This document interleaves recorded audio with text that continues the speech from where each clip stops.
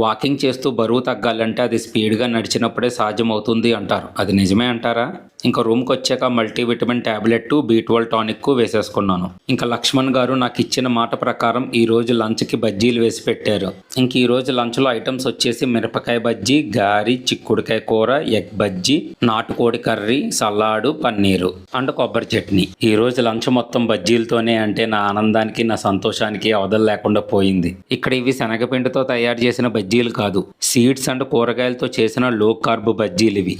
ఏదో పిండ్లు కలిపి ఏదో వేసేసారు అనుకున్నారు. నిజం చెప్తున్నాను కదా, మామూలు శనగపిండితో వేసిన బజ్జీల కన్నా ఈ బజ్జీలు చాలా రుచిగా ఉన్నాయి. ఎంత బాగా నచ్చినా సరే నాకు నేను లిమిట్గానే పెట్టుకున్నాను, లిమిట్గానే తిన్నాను.